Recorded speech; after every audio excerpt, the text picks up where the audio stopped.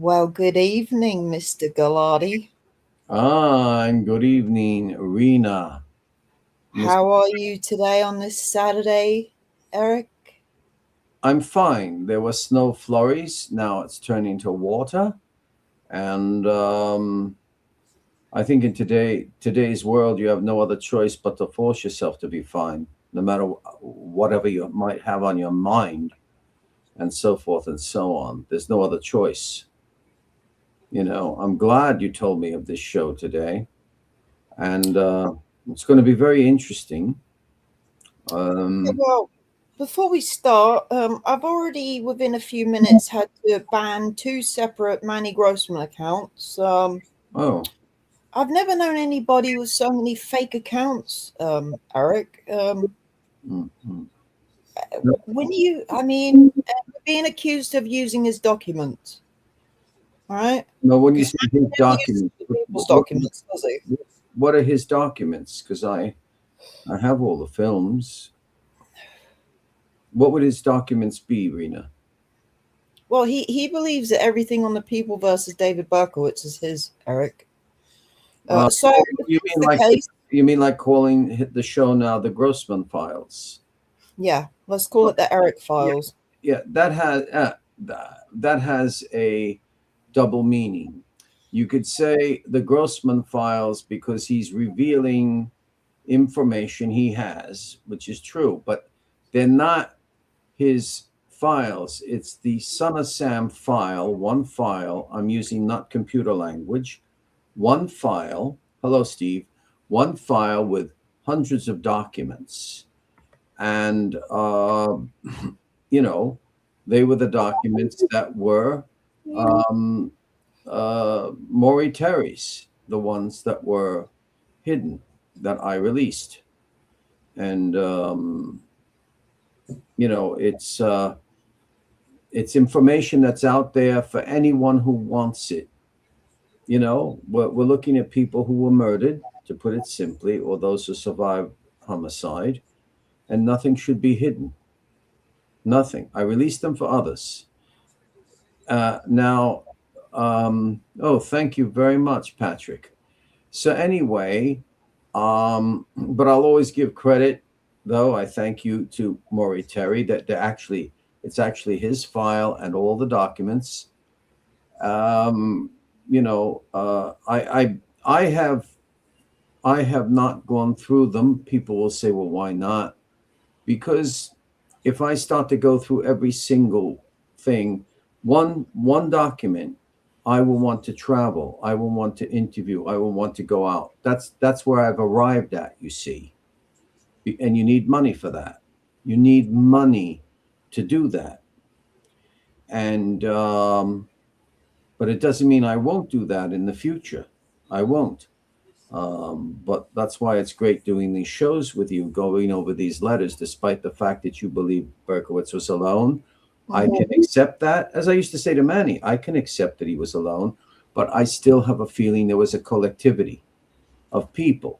But, uh, you know, I respect everybody, no matter what their ideas are. The problem is that the social media culture makes everyone suddenly even if somebody believes Berkowitz was alone, but they have a different take on it, or that Berkowitz was with a collectivity, cult or non-cult, and there's a different take, suddenly people who are united break up. It's there's something about this internet culture, this social media that is deranged, just Well, deranged. this is why I wish people would stop calling it a Son of Sam community because it's not a community. Well, It's a toxic environment. That's what it is. well, if it's a community, it's a madhouse, really an asylum, or it's a kind of It's not a community, Eric. no, it's not a community at all. I went on five different Son of Sam sites. I never knew of them until Ginger Nichols had told me of them, and uh, and I went on, and some of the stuff was absolutely appalling. What was being written, just sometimes you had very good conversations with people, Yes. like a man in England, Harvey John Mason, Mm-hmm. fascinating discussion with him, Yep. or I know him. Yeah, very, very interesting. God bless him. And then sometimes, you know, um, Hang on what? a minute.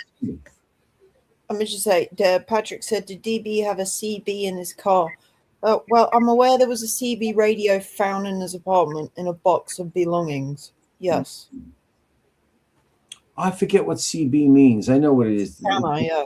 It's a what? A He had call? a police scanner. Yeah, police scanner. Yeah, Mm-hmm. it's kind of like what truck drivers have sometimes, Yeah. or people have at home because they want to hear police reports or airport reports. Yes, the one was found in his possession. It was in a box with papers, Hmm. apparently, with all along with all David's diaries. And did they? I wonder if they ever found that that was related to when he was with the auxiliary police. Quite possibly, Eric. Mm. I think he was monitoring everything that was going on. Yeah, they do that. I But often, I'm a stickler. I don't know why his friends who became detectives were following him when he set fires, and they never contacted authority and say, "We know who's setting these fires."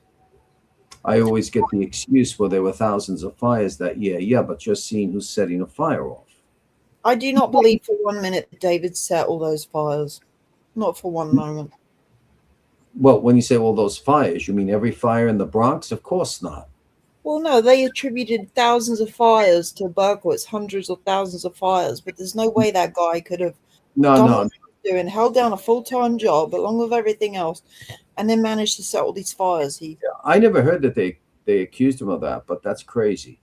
Oh yeah, You know, they thought he was a freaking crazy arsonist along with a serial killer. well, he was an honest arsonist in a way. And in fact, Paul Hart had reminded me that he took a plate or a platter with bullets and set them on fire outside Craig Glassman's door. Hmm.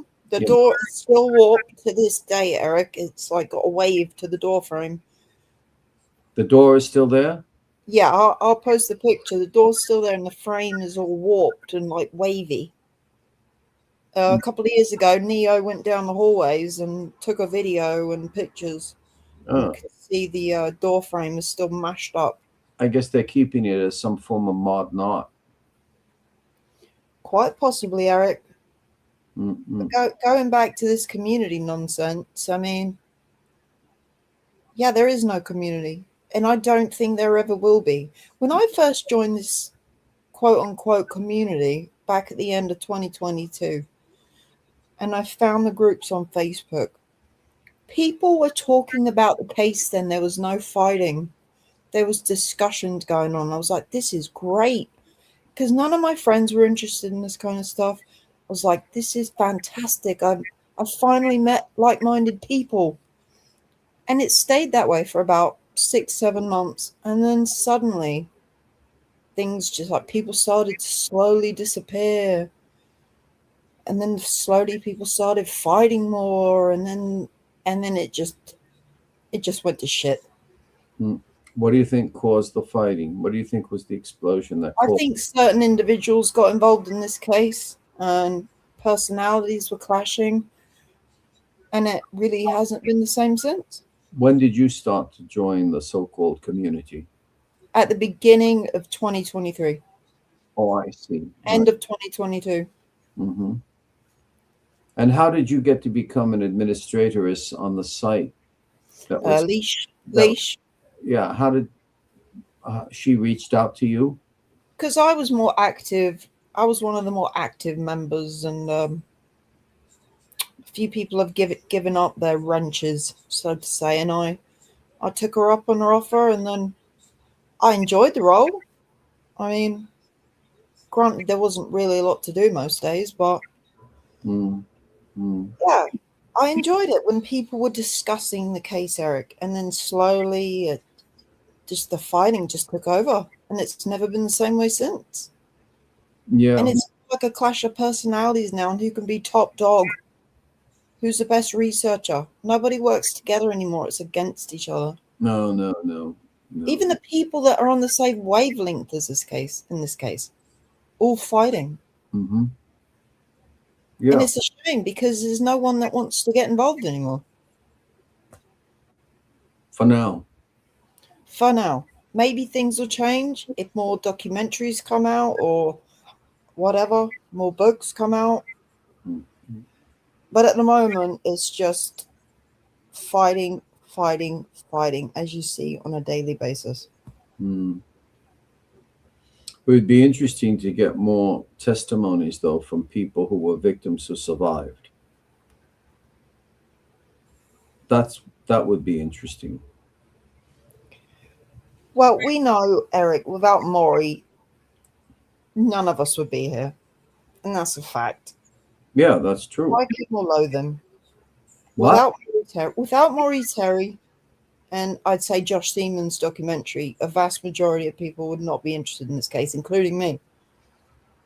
That's Because I'd very, never even heard of the Ultimate Evil, and I've been collecting crime books for a long time, and I'd never heard of the Ultimate Evil until I watched Netflix.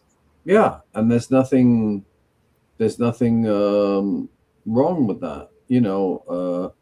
People say, "Oh, come on, how could you not have known that that Steve Sipa says Manny poisoned everything?" Um, well, that goes back to Jason Goodman, Steve. Very strange behavior. Very sad. Very sad. What do you mean? What happened to Jason, and then how everything just exploded all over the place insanely. Yeah, I wasn't around then, Eric. Yeah, but the the Maury Terry. yeah, well, Maury Terry is responsible. That people are looking into this. I mean, without Maury Terry, Paul wouldn't have done his book. Mm-hmm. Carl wouldn't have done his book. Carl wouldn't have rethought things, Mm-hmm. brought out what he was thinking.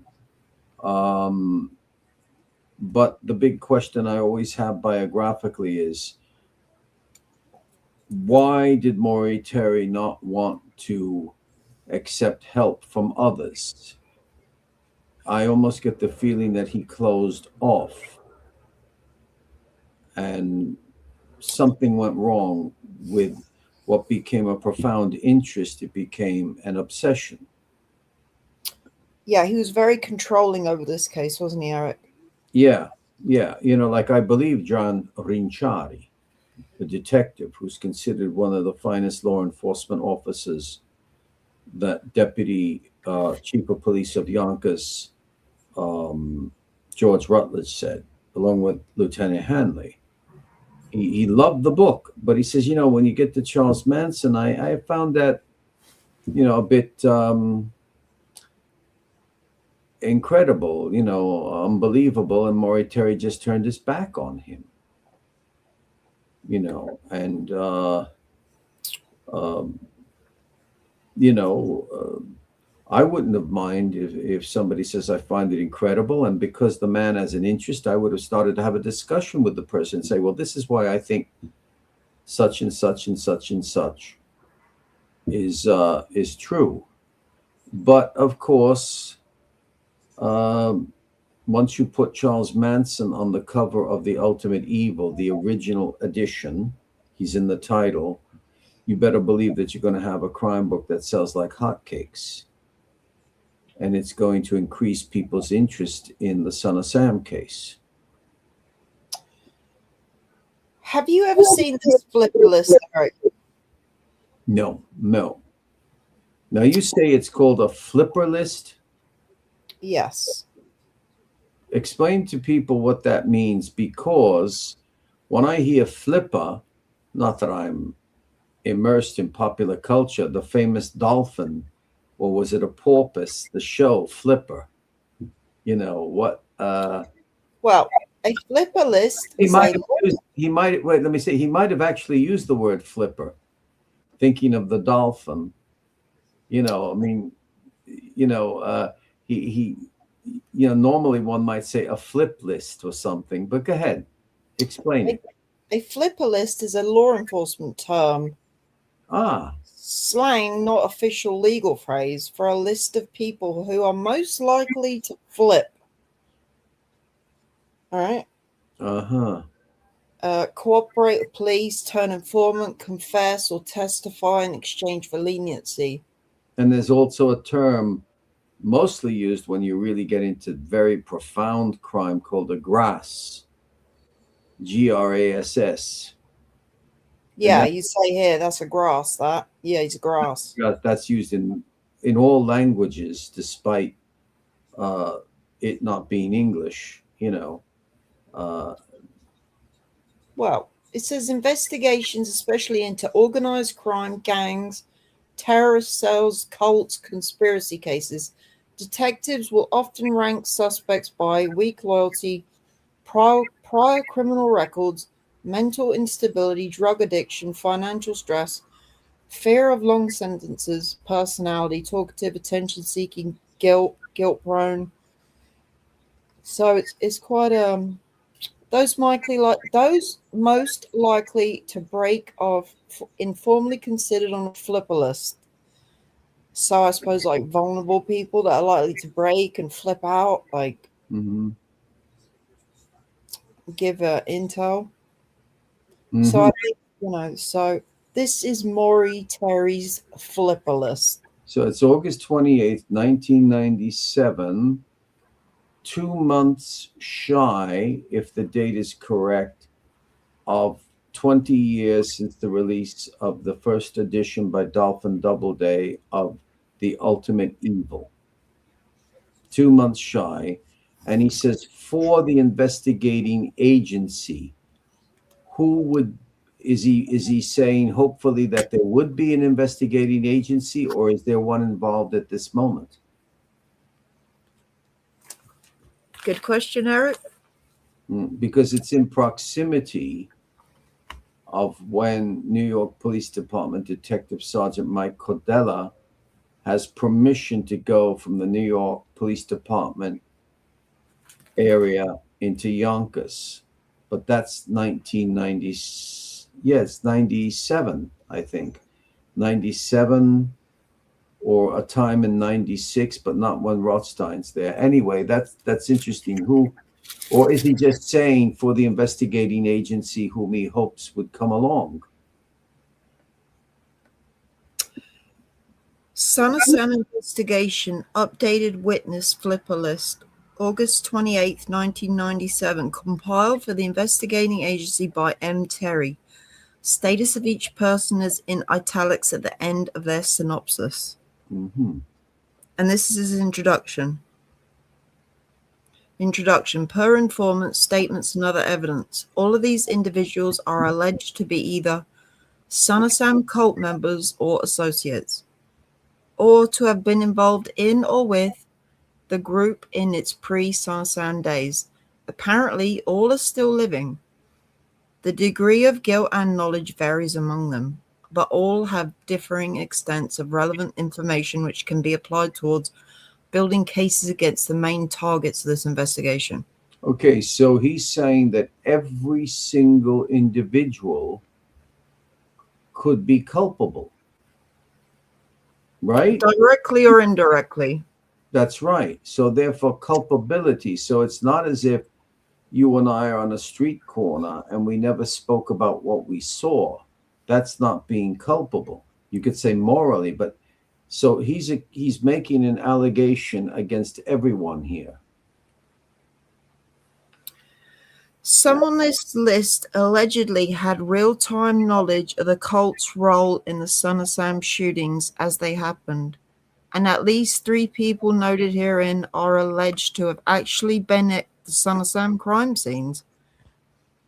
A few of those already interviewed have, all by themselves, corroborated the conspiracy's existence, in addition to DB's statements and the volumes of other evidence already in hand. So we're Some going to wait. May I say, okay, finish the paragraph, then I'll speak. Some on this list can also be useful in the Untermeyer case. It is helpful to remember that other murders are also involved in this situation. Therefore, significant evidence relating to other unsolved homicides also may be discovered.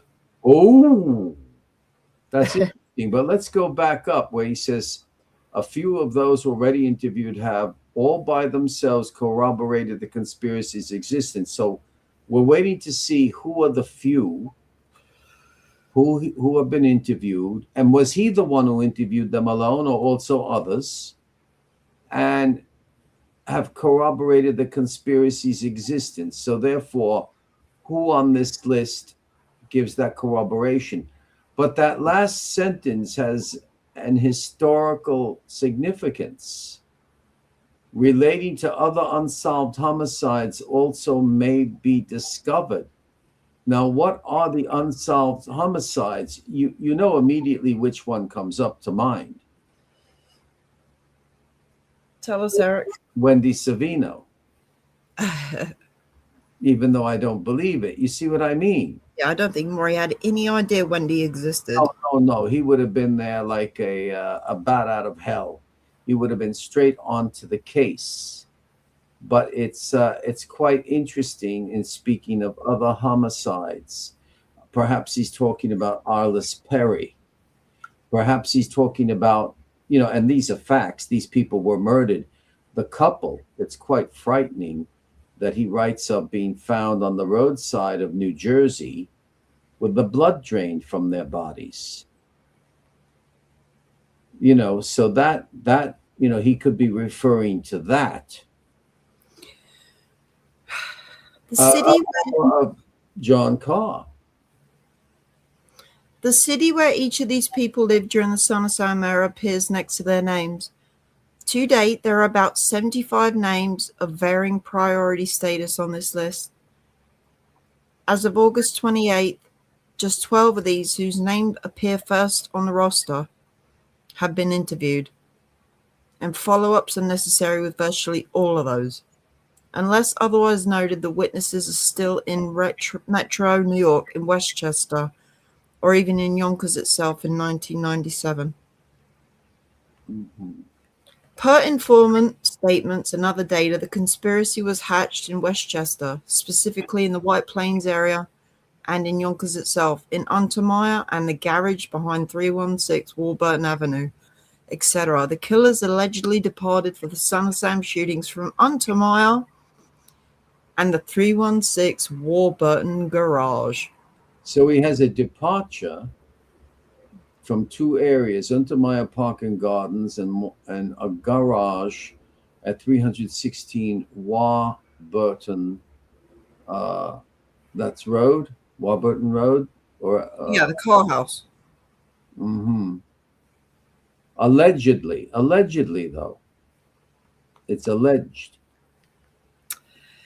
So, the first name on this flipper list, Eric. Oh yes. Ace Brown. Walter Ace Brown. Yonkers. And he was a pimp who worked in Times Square, and going back to 1968, he began being an informant, not having anything to do with the Son of Sam case, of police officer working in intelligence before he had his gold shield, Jim Boots Martin Rothstein.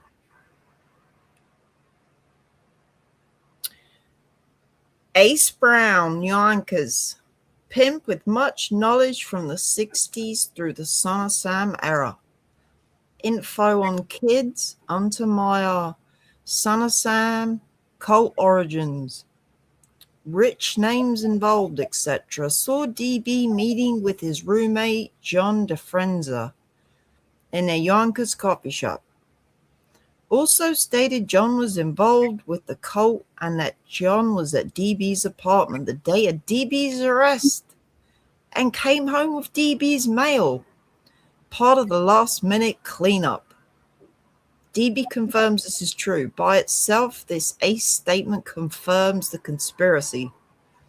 John DeFrenza was later murdered in Yonkers in a case that apparently wasn't related to the Son of Sam case, but did have the ritual overtones. Also, back in 70, Ace told NYPD detectives about kids killed in Untermeyer. Interviewed 3 to 4 times, valuable data, much more to do with him. He has now retained a lawyer. So one of the interviews, of course, was the one that Rothstein carried out in 1996. He was wired, and it was being recorded in an automobile by Terry and Yonkers detective Kevin Murphy. Now, if he told New York Police Department detectives about kids killed in Untermeyer Park and Gardens, that would have been Rothstein and maybe his most often partner, homicide detective Matty Rosenthal. Now, I remember this murder of Di Frenza that's written about elsewhere, and he knew somebody else. So I never knew that uh, David Berkowitz claimed that he knew the roommate of Di Frenza. And that was the roommate, therefore, of Ace Brown. I wonder if they were lovers, because Ace Brown was homosexual. I wonder if he and Di Frenza were also lovers, Well, relations. well, I told you I found some of Maury Terry's notes earlier, and Maury Terry had Craig Glassman and Michael Carr in a homosexual relationship, and that was the reason why the Son of Sam killings took place. Oh, we'll have to see that later. That's Yes, very interesting. yeah. I've never seen that before. No, and I've never seen this before about David Berkowitz, that Di Frenza came home with Berkowitz's mail the day of David Berkowitz's arrest. So the day of, but at what time in the day of his arrest did Di Frenza take Berkowitz's mail? Was it before he was arrested? You see what I mean? Well, if you believe this is true. Yeah. We don't have anyone entering David's apartment, do we? He wasn't answering the door to anybody. He wasn't answering the phone to anybody. So I don't know why this dude's up there. Like, well, it could be if they were friends, if there was this intimacy. He takes, well, it says the day of his arrest. Maybe he's asked to collect his mail. He collects it. I don't think he's collecting the mail. If it's true, okay, then there's a certain reason why he wants his mail collected and taken away. But if it happens after his arrest or during, I can't see that being permitted. That anything would be taken from there, even a breadcrumb. Well, here's another name we hear quite often: Sue Conway, Yonkers, cult priestess, Untermeyer, Van Cortlandt, involved since the 60s. Much knowledge, true cult insider whose involvement spanned many years. Allegedly knew about Son of Sam in real, and then I don't know why it seems to cut off there. It's like the rest isn't there, right? Mm-hmm. Here we are. Sorry, it does carry on. Witness list 8/28/97 in real time as the shootings were occurring.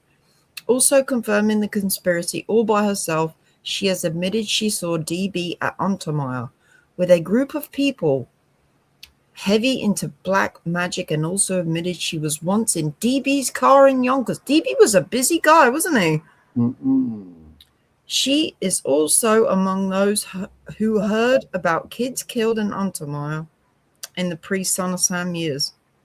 Further, and at great significance, she had the correct name, never revealed to authorities by anyone by DB, of the person who cut DB's throat in prison in 79.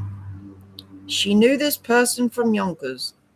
Conway was interviewed twice, has valuable data, much more to do with her. Well, we know the guy that cut Berkey's throat. Who interviewed her? No idea. Did Santucci's office interview her? Not that I know of.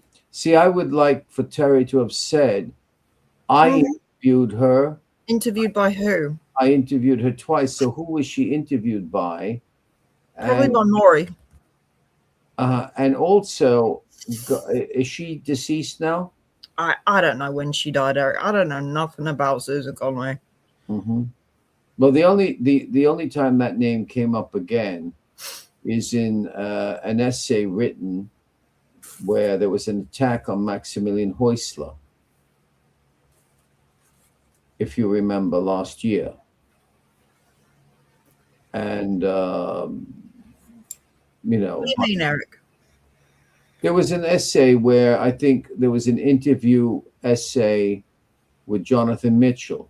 Ah, And yes, yes, yes, yes. it was attacking Maximilian Häusler in something where he felt that Häusler wasn't doing, was trying to change something about Conway. I have it down. I have the article down. I could look that up. Now, what would be Max's motivation behind that? I can't see it. You see, this is where we get back to the problem with the Son of Sam community. Why do you have to fight? What is the purpose of just because somebody might have a different opinion, shall we say, about the Son of Sam and so forth and so on? Why do you have to say that somebody is out to sabotage you or harm you? These people have created issues that didn't exist in the first place. Mm-hmm. They've made issues for themselves when there was no real beef there to begin with, Eric. Because they want to be the bee's knees and say, I know the No, they want to be relevant. Yeah. James D. Kahn, Yonkers, cult member Untermeyer, drove the yellow VW on occasions in Westchester, lived in DB's 35 Pine Street building, allegedly involved in the car dog shooting on 4/27/77. Kahn is also alleged to have had real-time knowledge of the Son of Sam attacks. Appeared at his job at some point after DB's arrest, waving a knife, looking for a gun, and stating he was afraid he'd be killed, said, "It's going to be them or me." According to co-worker witness, Kahn was driving the yellow VW on that occasion. Interviewed twice, dodging all, has obtained a lawyer. And it may be around that same time that this character here, James D. Kahn, actually unalived himself. He what? He unalived himself. And Maury had it down as soon as Maury and people started asking him questions. He committed suicide? He did. He unalived himself, yes. You said unalive. That's interesting. Mm-hmm. Never heard that before. It's good.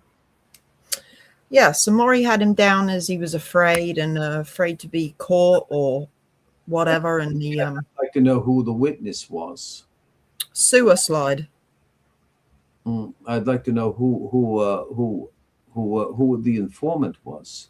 Co-worker witness. Why can't you name the co-worker? Mm-hmm. So far we've had what, 3 or 4?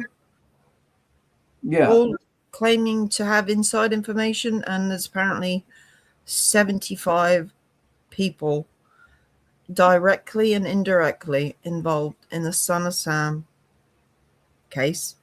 And we'd like to see the minutes. Tell me, Eric, tell me how all these people would be able to keep quiet and not break down and go to the feds.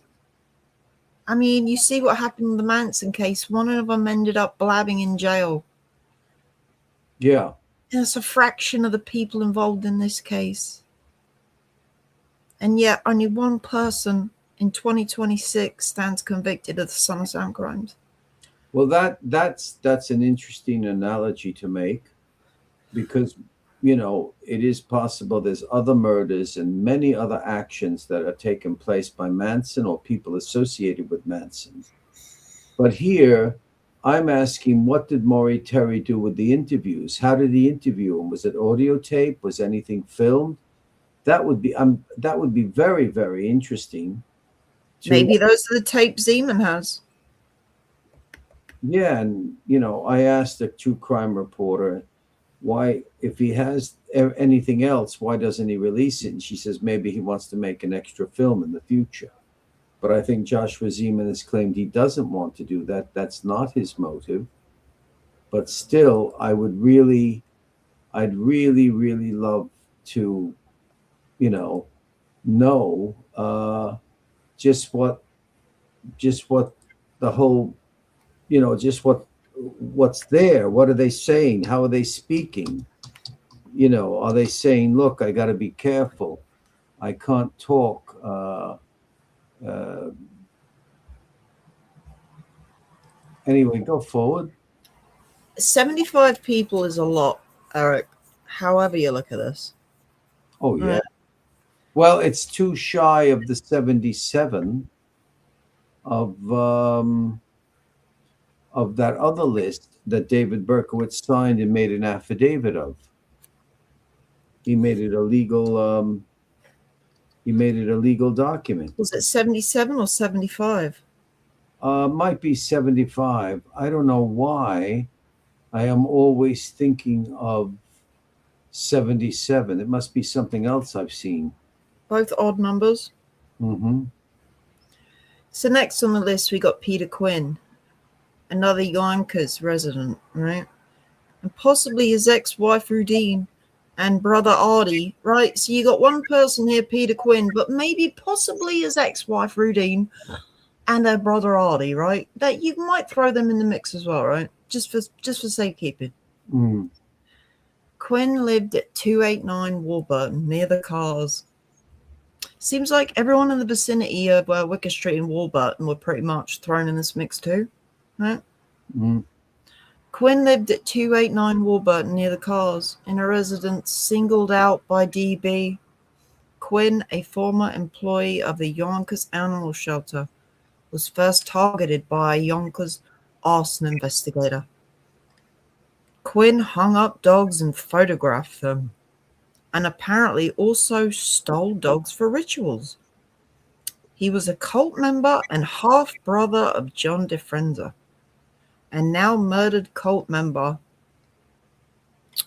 who was a close friend of DB and who was Ace's roommate in the summertime years.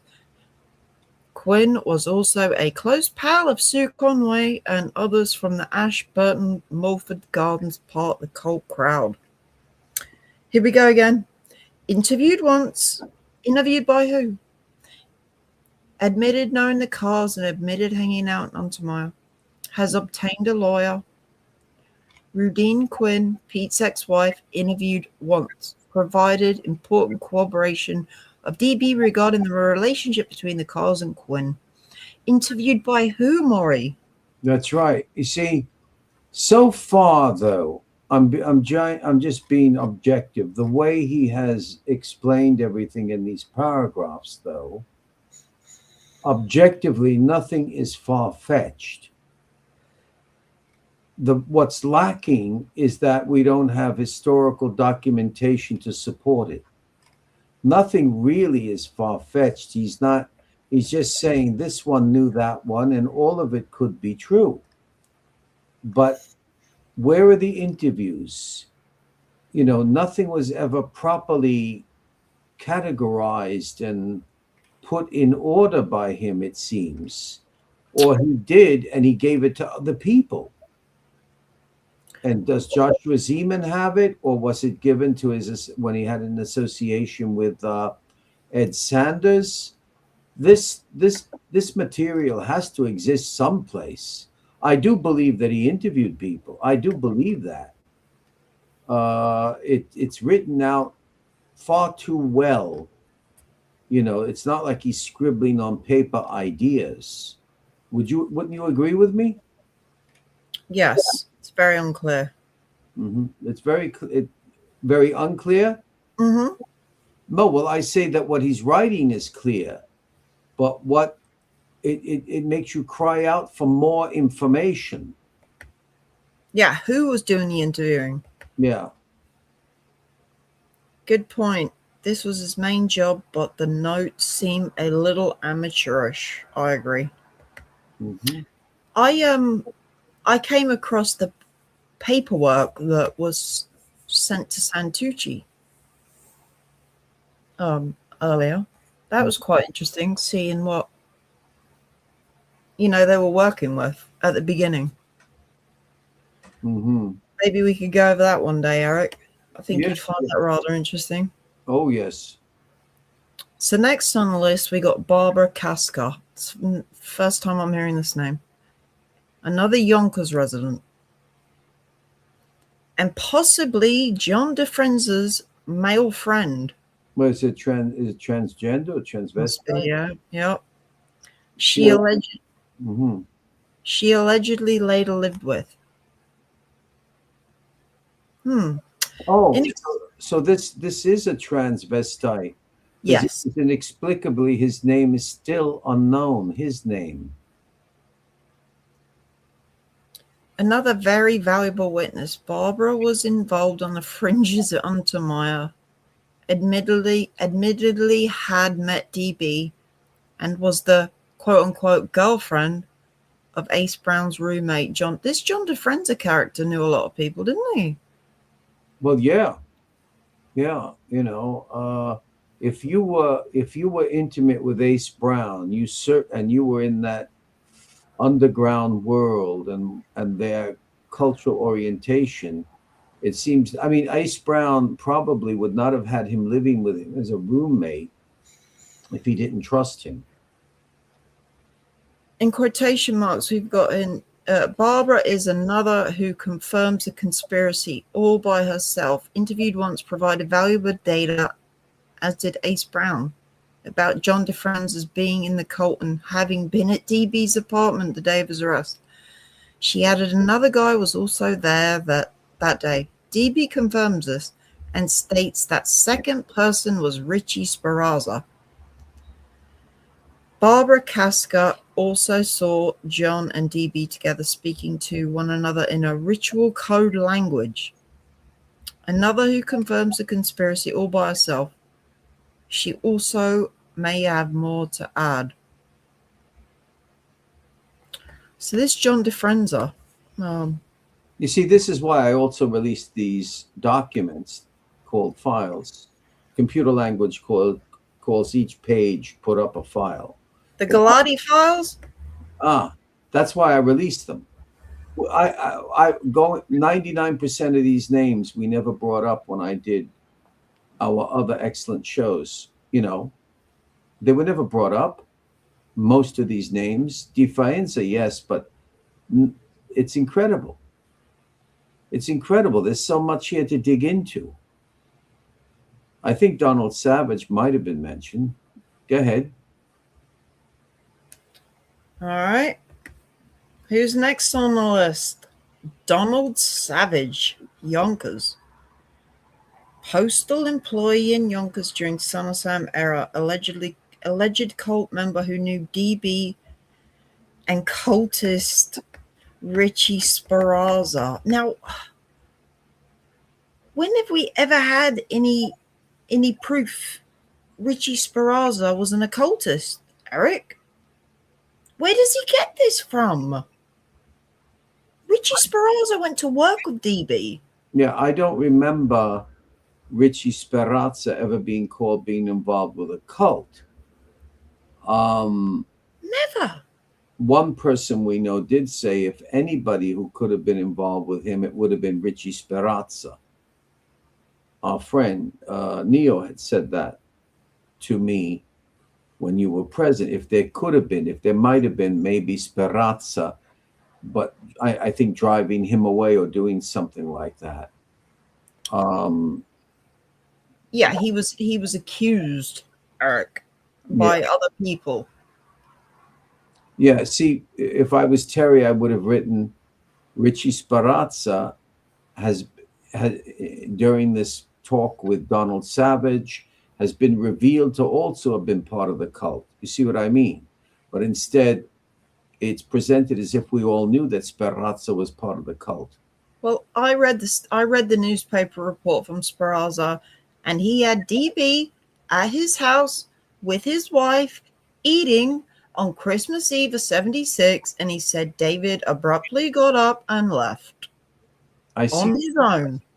I seem to remember that. Now, there's a whole different story here.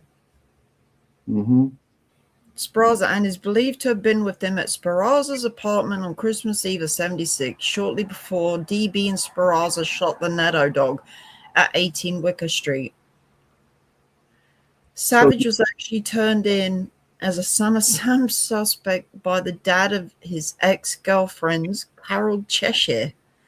Savage lived at 39 Glenwood in Warburton. Savage interviewed once. I think Maury was doing this interviewing. Savage interviewed once stated Cheshire hung out at Untermeyer. More to be done here. Also on 8/22/97, DB confirmed Carol Cheshire as being part of the Untermeyer scene. There's a lot of people. This Untermeyer scene. Cheshire allegedly now in the Middle East. Well, there were a lot of people hanging out at Untermeyer Park and Gardens. I told you about the Aiello family that I wanted to ask Neo and Bernadette if they ever knew them. They lived in Tuckahoe Road.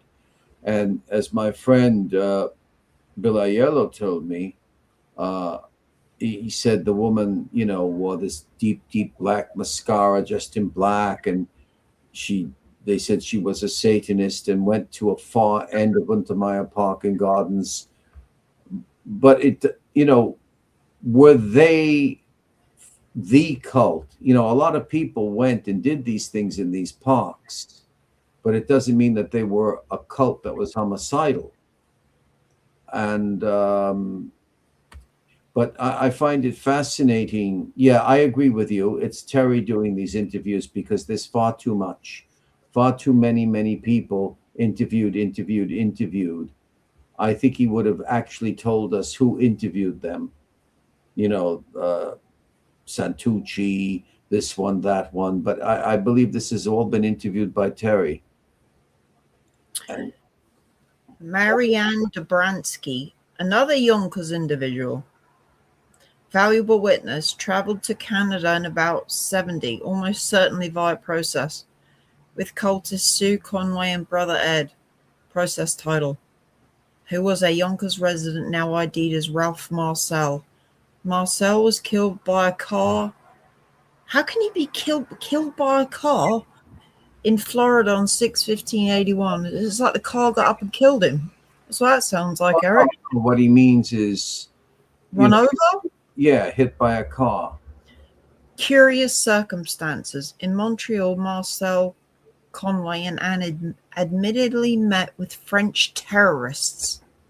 Okay, so what you have here is that the Process Church was widely spread throughout Canada, and they were in Toronto. That is a fact. They were there. Now, there were also French terrorists in Quebec. I believe its capital is Montreal, right?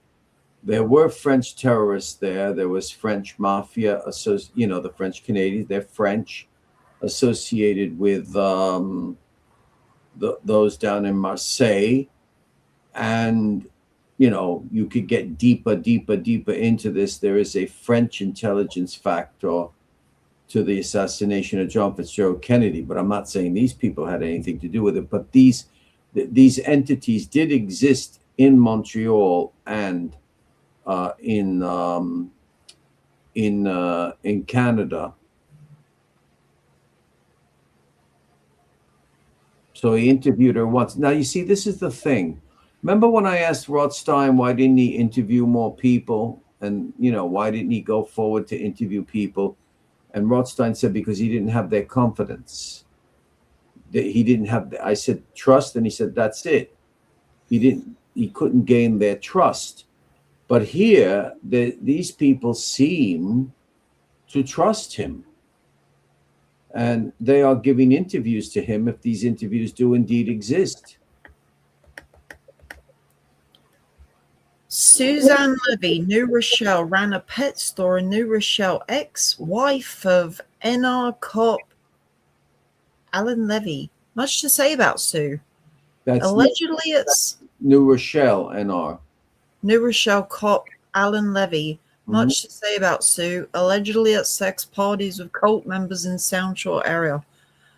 Most likely at Untermeyer a couple of times. Seriously wounded in 11/77 New Rochelle sniper attack that killed 13-year-old Natalie Gallus. Oh God, I said sniper then. But be careful. Mm-mm. Shooting was 3 months after DB's arrest. At the time, other weak link killings were occurring. Levy ties right back to quote-unquote sunshine, covered later, from the northeast Bronx and Untermeyer, and the first Son of Sam victim, Donna Lauria's former and obsessed boyfriend, Vinny Minutolo, who was allegedly involved with the cult himself. Vinny was not only in the Son of Sam picture, but Bronx sources put him into kid animal porn. So therefore, he did pornography that was both. No, we don't know that, Eric. That's what he's telling us. Yes, and animal porn. But you see, he's not saying it's a. He's saying, but Bronx sources put him in. You know, now Sue Levy. This is interesting. It happened after there was something there that I wanted to pick up on. 3 months after Berkowitz. Oh, he says weak link at a time, other weak link killings. So that means that somebody is trying to allege that there were killings that are weak links to the Son of Sam, not to be taken as credible. If that's what it appears to mean. And it makes you think of what happened in the New York Post, I think, well, before January 2026, are trying to say that David Berkowitz could have been the Bronx sniper. These are weak links.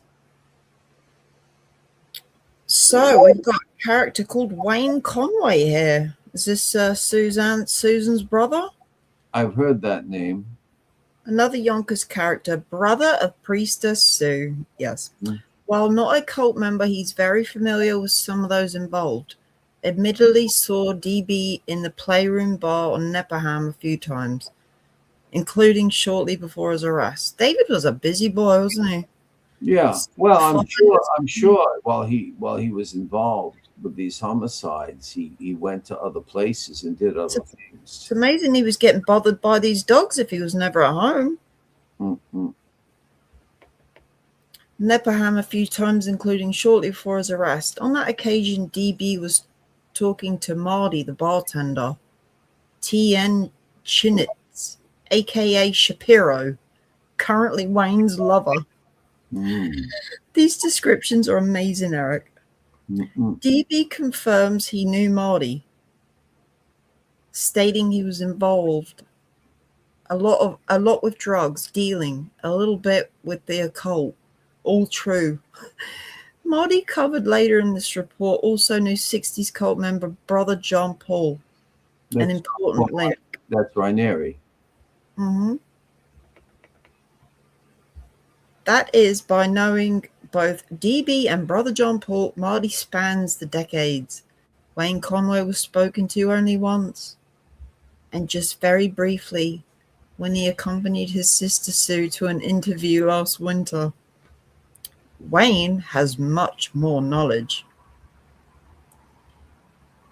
I find this rather fascinating.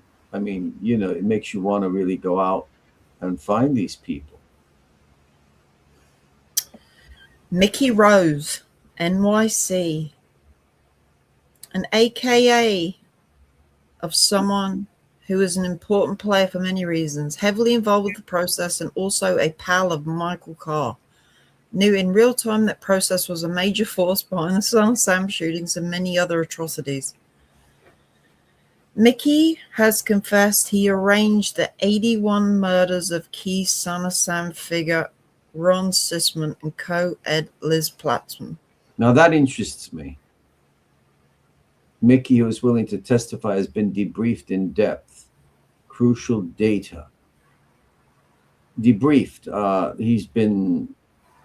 They've informed him of a great. That interests me there. That murder of Sisman and Platzman. Well, they were never. The killers were never caught, were they? No. All I've been informed is that Robert Mapplethorpe paid a visit to Jesse Michael Turner in jail. He wanted these snuff films. That's the story. And They said they're going to go rough them up and just get those snuff films from Sisman and Plotzman, uh, you know. And Good point, Mark. oh yeah, they might have been with Kevin Murphy. That's right. That's right, because it's in proximity to when they were all there, Max, in Yonkers investigating. Yeah, good point. Why wouldn't he put Kevin Murphy though? I don't know. I don't know. I don't know what happened to Murphy, but according to Rothstein, he suffered from being involved in this case. And oh, here we are, Tiny Lentini. You want to read that one? Me? All Yeah. right. John Tiny Lentini, Bronx, Westchester. So he's in both Bronx County and Westchester County. And then up above is written Queens, Bronx. It says Queens, Brooklyn. Oh, Queens in Brooklyn. Yeah, it's crossed out Bronx and he put Queens, Brooklyn. Yeah, I don't see Bronx. Queens, Brooklyn. Or it's circled. Bronx is circled. Yeah. So I don't see the circle there. I see an underlining of the Bronx. But Biker, who is an admitted satanic priest, a child pornographer, and a one-time bodyguard for key player Roy Radin, and also did bodyguard work for a key California figure. The late Mama Cass, whose sister Leah Kunkel was a close friend of Liz Plotzman. Oh, that's interesting. The co-ed who was murdered in 81 in Manhattan with Major Son of Sam player Ron Sisman. Tiny arrested June 1997 on parole violations. Interviewed 3 times since then. Provided very helpful corroborating data and also spoke of other murders. Much more can be done with him. Well, that is true. And I wonder, it doesn't seem that Maury Terry, for all we know, ever met Mike Cordella, because we know that Tiny Lentini wanted to meet Cordella because of the Etam Potts case. Mm-hmm.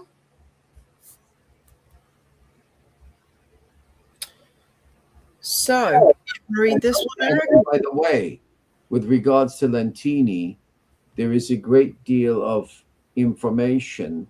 I forget who interviewed Lentini, maybe Terry or somebody, but Ed Sanders, upon reading the transcripts, I was told actually got sick from reading them about Lentini's crimes and activities. Very perverse, because he was put in jail for abusing his daughter. She was 4 or 5 years old or whatever. And the wife was the photographer. Horrendous. Okay, you want me to read this one too? Yeah. Peter Damian Burford, White Plains. David Berkowitz and at least 3 other parties have identified Burford as being involved with the cult. David Berkowitz had him by name and nickname, others by photo. The nickname Tex also apparently has been used with regards to Peter Burford. According to David Berkowitz, 2 Burford brothers had ties to the group, the other being a younger brother of Peter Damian. This is probably Gary Burford, killed in a Duchess car wreck in June 1980. However, there is another younger brother, Jeff, who was alive in Florida. The Burford's mother was a witch who operated a shop near the relevant Candlelight Inn in Greenberg and a cult hangout. Peter Damian Burford has been interviewed 3 times. He tried to claim informants mixed him up with his conveniently dead brother Gary. He claimed they were identical. Photos show he lied. More to do with Pete. More to be done with Pete. A lot of characters, Eric. Yeah. Oh, now up above, didn't we come across somebody called T.N. Chinitz? Yes. And now he doesn't explain who that is. And now here we have Marty Chinitz. Well, no doubt they're related. Yeah, and Shapiro was named up above. Oh, here's where he said more on this. Didn't he talk of Sunnyside? up above, and he said more later about this. Yep. Hmm. You want to read it? Yeah. Marty Chinitz, also known as Shapiro, 2 Sunnyside Drive, Yonkers, involved with cult members and a drug dealer, also a bartender at the Playroom. That's where Berkowitz was seen. Before that, in the 60s, he worked at Rosie's on Warburton, the clearinghouse for the cult's kid prostitution enterprise. Which cult? You see, you should be specific. What cult are you talking about? Son of Sam, what? Has much knowledge spanning many years. That is, he knew both David Berkowitz and key 60s witness brother John Paul and links the eras. Marty, per David Berkowitz, was involved a little bit with the occult and a lot with drug dealing, not yet contacted. First, I'm hearing of this character here, Marty Chinitz. Mm-hmm. Here's a character we know, Richie Speranza Yonkers. He's got him down as a major player, Eric. Mm. With what evidence, Maury? Allegedly present at 3 Son of Sam scenes. At least Loria, Freund, and Moskowitz. No, I never heard that. I never heard that Speranza was present. No, I haven't. Other names, people of. There was a lot of people at these crime scenes, Eric. People have said John Carr. They've suspected John Carr to be present at 1 or 2, but here, there's a woman unnamed. But I never heard of Speranza being present at these murders. Never. So, anyway, this is the thing, though. This is, and in fact, allegedly, he does not put Speranza in, let's say, for the Christine Freund murder or any of them when the second edition of the book comes out in 99, 2 years after this.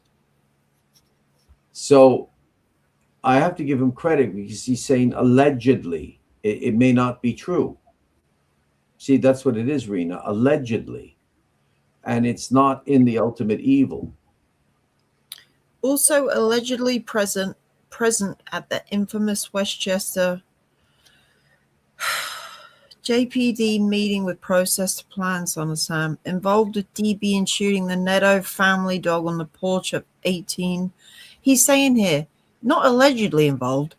Involved with DB in shooting the Neto family dog on the porch of 18 Wicker Street on Christmas Eve of 76. Isn't he suspected of having driven him away? No, I just told you, Eric. We showed the newspaper article. Richie said David was at his house on Christmas Eve of 76, eating dinner with him and his wife, and he got up and left because Richie thought he felt awkward being with a different family on Christmas Eve.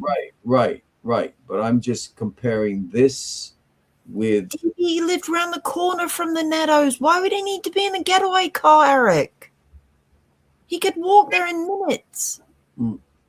Well, it makes no sense. Well, it could make sense if you look at from the point. It's true what you're saying, but it could make sense if you take into consideration that you don't want to be in proximity of where you've made your shooting.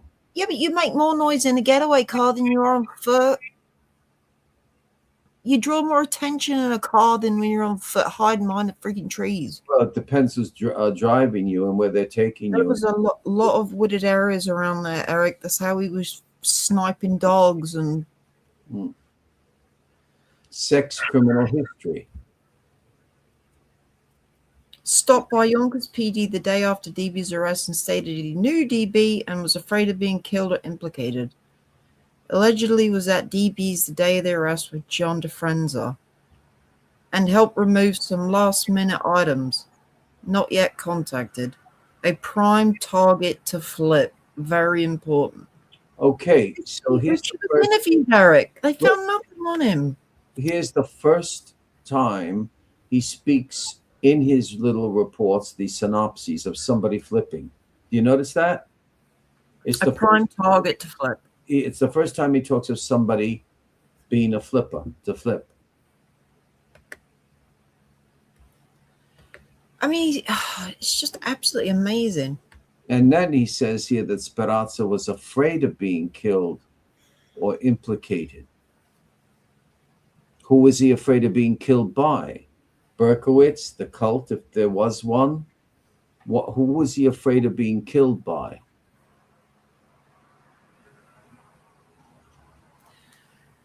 Okay, so next on the list we have Charlie Hauser, Westchester cult member, allegedly at Son of Sam. He's another character at one of the scenes.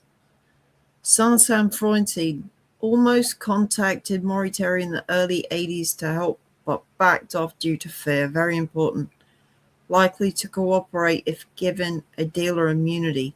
On a prison visit in 81 was introduced by DB to key source Finney. Have locations on several possible Charlies. They have yet to be contacted. What we should do one day is sit there and write a list of every single person he's got at the freaking Son of Sam crime scenes. Yeah. Scroll down a bit. You see, this is, but this once again is what makes me curious. This is 1997. 1999 comes out the definitive second edition by Barnes and Noble, right? Published by them. Notice that he does not put in these allegations in the book. That's very interesting. He does not put the allegations in the book, in the epilogue, in the updates. He does not put these in the book. So these are, let's say, private documents, private writings that he did not want out in the open in his published work, because he's being legally careful with the words allegedly. Where does he get the information from? Who's telling him this, and so forth and so on. So actually, I have to say, I'm not saying you have to believe everything, Rena, or not. But what I'm saying is that legally he's being exact with his language. He's saying allegedly. And therefore, we can assume that even if he maintained saying there was a possibility, he was not going to run the risk of putting these names, these allegations, into the Son of Sam's second edition. Make sense? Right? Yep. So we've got John McCabe Yonkers. Now he's the husband. Did he ever make detective, or was he just a police officer alone? I don't know, Eric. Well, he's the husband of Mrs. Wheat Michalina McCabe Carr, whom we only know as Wheat Carr. A Yonkers cop during Son of Sam and before. Violent, troubled, later gone from the police department.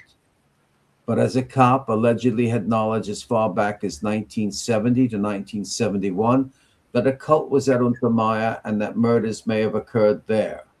Okay, so everybody knew that there were cultish practices at Untermaier Park and Gardens, just like when law enforcement officer David Bjondi, just to give one example, was a boy, and his parents and people said, no, you children and him, don't go to Pelham Bay Park, don't go to Van Cortlandt Park, don't go to any of these parks, they're dangerous. Okay, so that was known, but now McCabe then married Wheat Carr in 1978.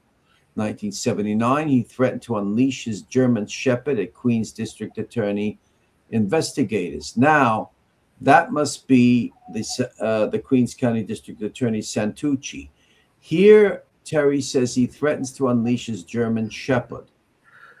I'd like to know when that happened, because Joshua Zeman, when I had about a 3-hour discussion with him, nothing was recorded, said that both Assistant District Attorney Herbert Leifer and I think he was a homicide detective, George Bird of the New York Police Department, who accompanied the Queens County District Attorney's investigation, they both unbuckled unsnapped their holsters, and they were ready to draw their guns because they believed McCabe was going to come out and shoot them. Now, you're talking about men who are quite instinctual. They believed he was going to come out and shoot them. Now, I don't get any of that. Now, I'm not saying Zeman's not telling the truth and they didn't tell the truth to him. And I'm not saying that this isn't so about unleashing a German Shepherd on them, but there's a lot therefore that is not recorded. Not that they shut it off, but there must have been things taking place at that home, and you never get the impression that there were these concerns or disturbances when you hear the interview with Wheat Carr by Herbert Leifer, then taken over by George Bird. So now, Wheat and McCabe were later divorced.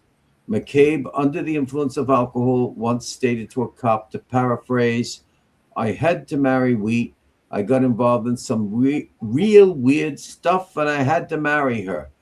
That's very strange. And Wheat, and now I'm speaking with respect to Wheat, she does mention when she's interviewed, in that interview about the dogs, the interview where she speaks of objects and dogs and locations, and the story is completely different for Fred Daigle, about, well, I would say something maybe sad about the marriage, the encounter.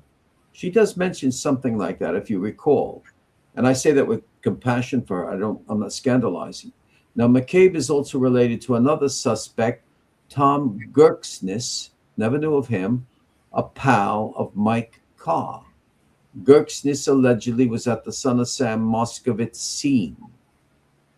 Now, allegedly, once again, Rena, allegedly, it's not that important he doesn't believe it important enough to put in the book, but it's an allegation only.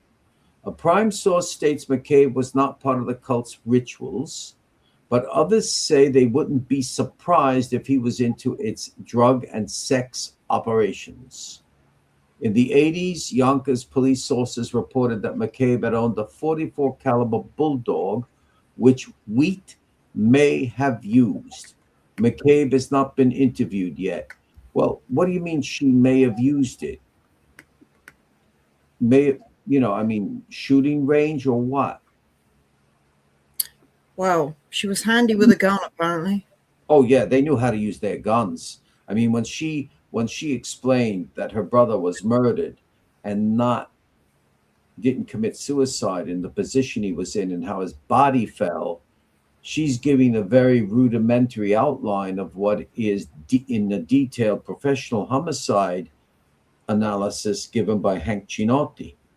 She knew her guns and arms. You take this, honey. Okay.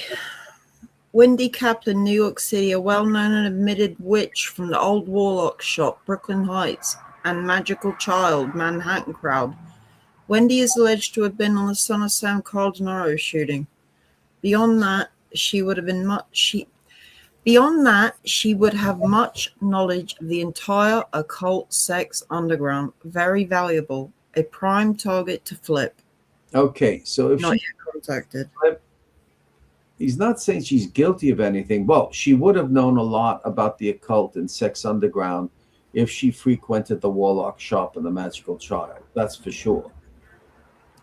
Even if there wasn't that taking place at the Magical Child, there is the connection that some of those people, and I know one of them, and I've gotten a lot of valuable information, who frequented the Magical Child, they were street kids in Manhattan, also frequented Danny's Bar, a leather shop, sadomasochistic shop. A lot of homosexuals went there, lesbians, and that is where there was an arrest of a fellow.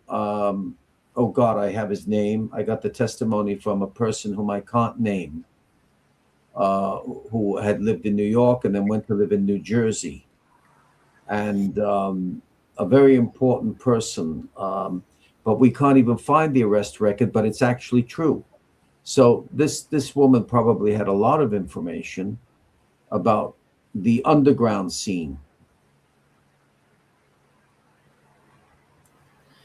Robert Taco Grady. Yonkers, alleged cult member. Much knowledge from the 60s forward. Part of old Mulford Gardens Lake Avenue scene. Co-owner of the Unicorn Bar on Lawrence Street in the Son of Sam era. A hangout for some cult members, including DB, Sue Conway, and the important Claire the Witch, whose full name isn't known yet. Grady was involved with DB Michael Carr in October 76 sniper wounding at Candlelight in Greenboro. Major insider. Grady allegedly knew the group was behind the ongoing Son of Sam shootings in real time. Grady's brother Joe was then a Yonkers cop and a silent partner in Unicorn. Robert Grady not yet contacted. Taco Grady, yeah, he became, well, he's a name that's always been brought up. I mean, there was even a show or two done with on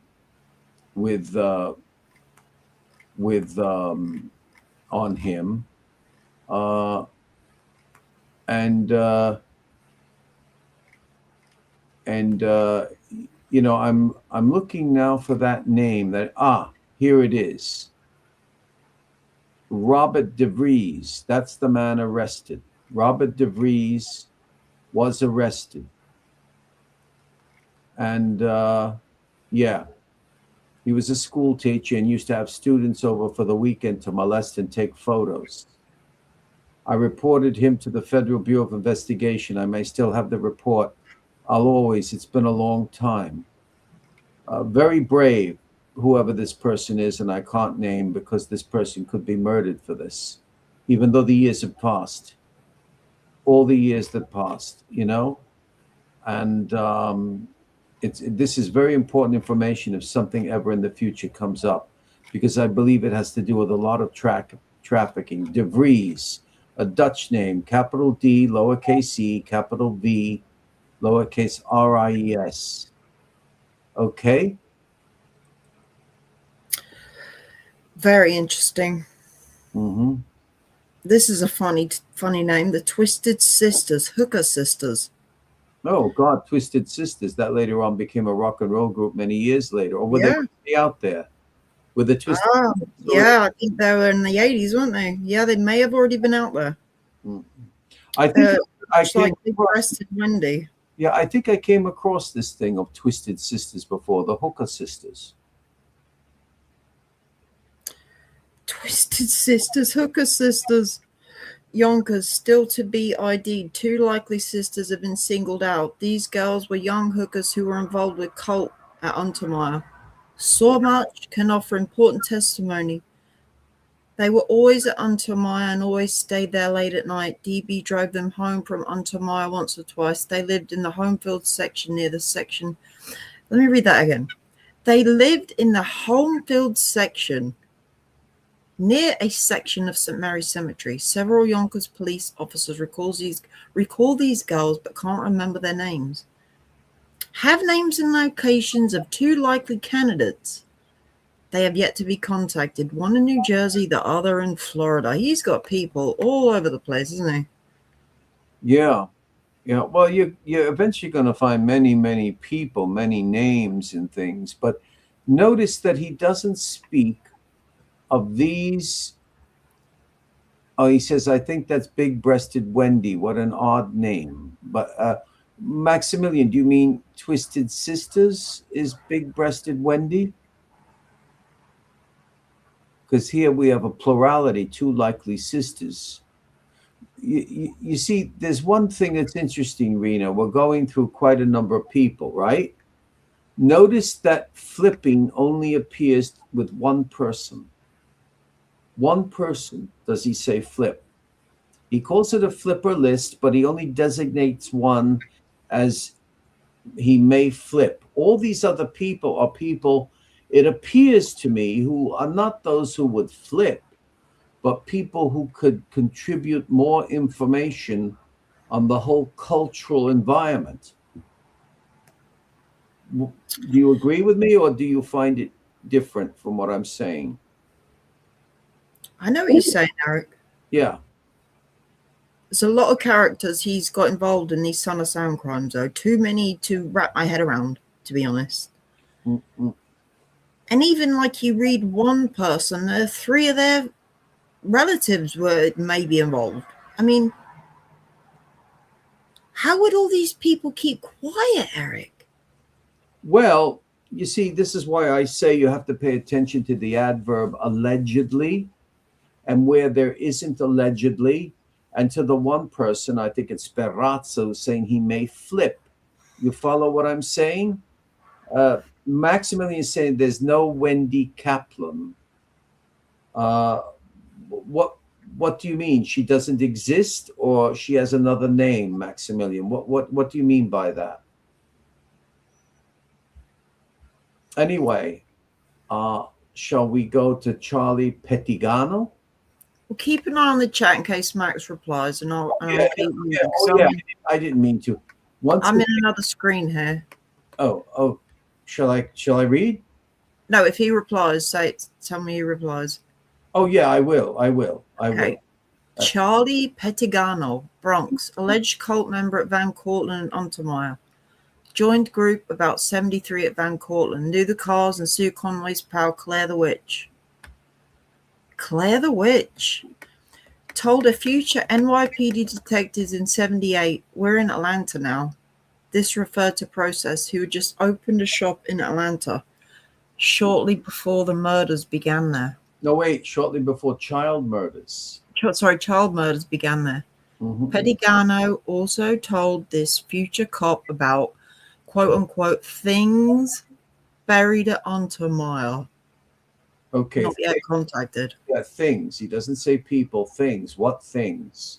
Evidence. Whatever. Now notice that uh, he once again alleged. Nothing that's true. Nothing that could be true. But mhm. And the Process Church of the Final Judgment also was in Atlanta, Georgia. They were practically everywhere. Here's another name. Sam Forcelli. Is that how you say it, Eric? Forcelli? Yeah, yeah. Forcelli. Forcelli. Most people in English here might say Forcelli, but Italian it's Forcelli. Ed Embry and wife Angel, whose real first Christian name is Nicole. Bobby Engels and girlfriend Angie, who may be Forcelli's sister. Ray Harrington, Tom Smith, and Bill Fitzgerald. So here we have a collectivity, and he states that the latter, Fitzgerald, who was murdered 6 days before David Berkowitz's arrest in alleged murder and suicide on Locust Hill Avenue in Yonkers. Now, does he mean murder or suicide? Right? All were from the old Mulford Gardens crowd, Yonkers. Have you ever heard of a Mulford Gardens crowd, Rena? I've heard of Mulford Gardens, yes. But a crowd? No. Yeah.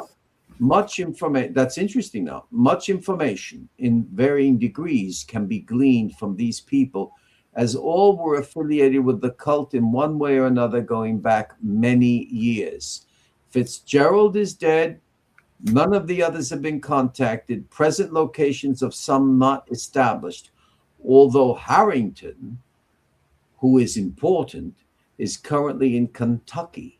Harrington was a one-time boyfriend of cult associate, here we go, this is interesting, Dawn Coons, a Yonkers barmaid in Lake Avenue, who was murdered in Bakersfield, California in early 79, unsolved case. Yes, and I got the police report almost totally unredacted, and a certain lady told me where to go to get that. Somebody very interested in criminal justice. Max says You guys read a paragraph about Wendy Kaplan. While you were reading it, I commented that that's the big-breasted Wendy character, and as far as I know, there's no evidence she existed. So, Max, you're saying that there's no evidence that Wendy Kaplan existed, or that Wendy Kaplan is big-breasted Wendy, and that there's no evidence she existed. As you know, in other words, there's no big-breasted Wendy. She is Wendy Kaplan. There's no Wendy. I will probably get absolutely slayed for saying this, right? Go ahead. But when I hear big breasted when no, I'm not even gonna say it. Sorry. Say it. Go ahead. No, I always think why isn't anyone is that Wendy Savino? Is that Wendy? Is that Wendy? Was she involved in the cult? Well, you'd be surprised. I mean, come on. You've got people here who Yeah, who would think that, Eric? would think that. Please. Yeah, yeah. They wouldn't put it past them. I've had people tell me that they thought Hank Chinotti was involved. Oh, for God's sake. Hmm. Are you kidding me, Eric? No. A priest accused a regular Roman Apostolic Catholic priest in the neighborhood of Hank accused him of being part of the cult. And that's how it started to affect the poor man's mind. The occult or the Son of Sam cult? Son of Sam cult. Okay. Which scene was he at, Eric? I don't know. But, here we had ultra high frequency UHF in block capital television stations before the cable. And they appear on cable, I remember. And there was a news report in about a shooting in the Bronx. It might have been near Arthur Avenue. And the report said that there was a law enforcement officer who had a nervous breakdown and was dressed up as a priest and shot someone. So, there are these other reports, but that's not Hank, even though there were priest clothes in his room. But that's another story. Well, here's a name you'll recognize, Eric. Brother John Paul. Yeah, his look is very disturbing. He's tongue in cheek. He smirks when he's interviewed by Zeman. Early cult member, involved with John Carr in the early 60s in high school, initiated at Untermaier, April 1961, was later a teen prostitute, recruited for this activity by the cult, slept with some high rollers in New York City. That would be Manhattan. Yes, it's true. He worked as a male prostitute in a whorehouse for males above Stonewall. Also, way back in the summer of 72, John Carr told him about kids killed and buried at Untermaier and drew him a map. This was a year or two after Ace Brown gave the identical information to New York Police Department detectives, most likely Rothstein and Rosenthal. John Paul split New York soon after this 72 talk with old buddy John Carr. That's the first time I ever heard of him leaving New York with John Carr. I know he went to Wisconsin, but I never heard of him splitting with John Carr. John Paul knew Marty Chinitz from Rosie's cult kid prostitution liaison Lou Bernacchia, or Bernacchia, depending where the accent falls, of Yonkers and Rosie's, and others from the important early years of the group, including Walter Scout Deo, a convicted pedo. Was he pedophile, pederast, what? And close pal of John Carr. Deo, who was also in the cult, was another known by David Berkowitz in the late 70s. So before I go on, we have to assume that he has been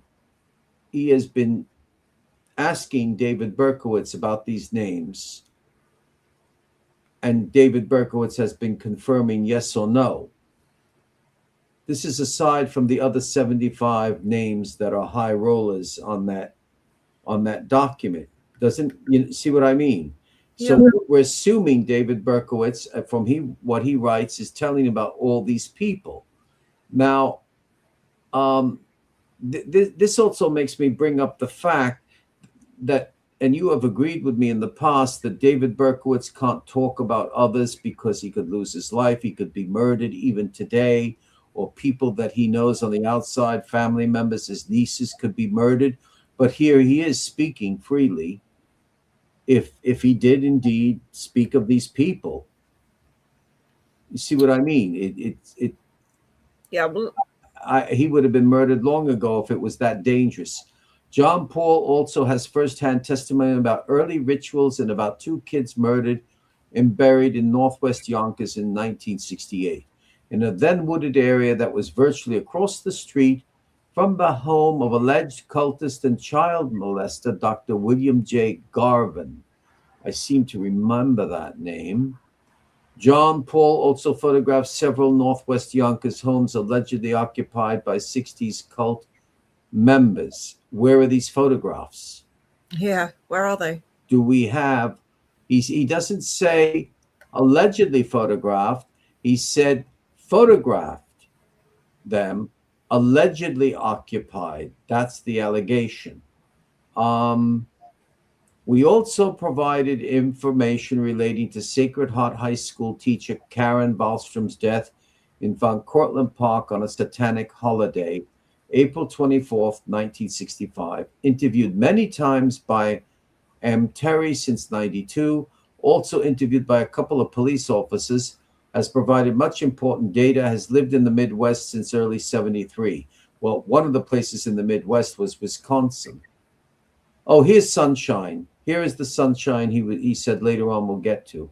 Let me say one thing, that Dr. Garvin, Mm-hmm. I could tend to believe it if you read the book Outraged by law enforcement officer Dave McGrath and what was found in homes covered up. That book is all factual. Nothing there is fabricated. That's a fantastic read. Painful also. Okay, you want to read this since you hit upon sunshine before? So, sunshine, flow. I might need help pronouncing this. Flow Mandricha.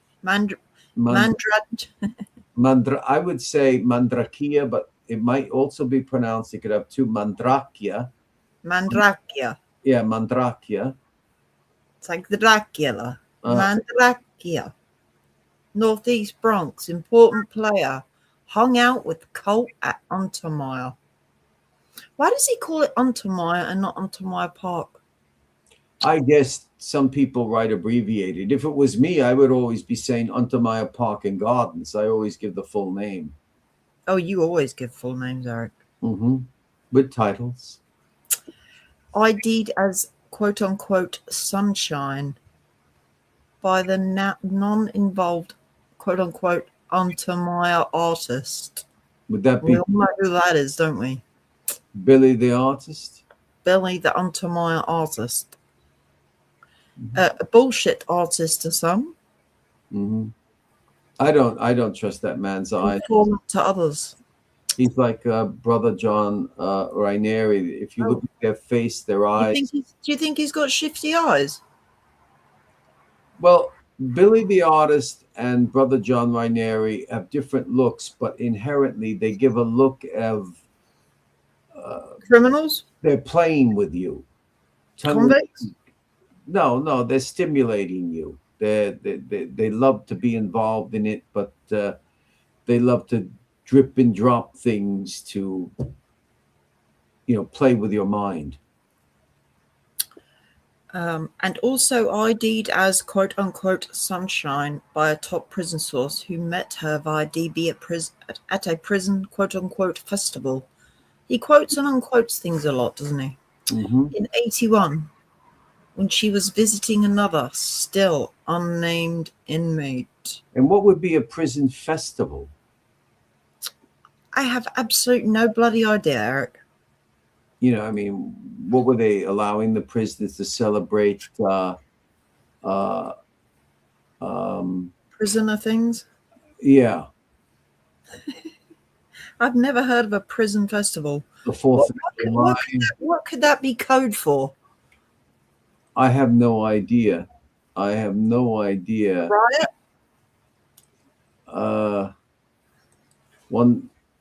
A riot? I'm joking. Well, the way things are today.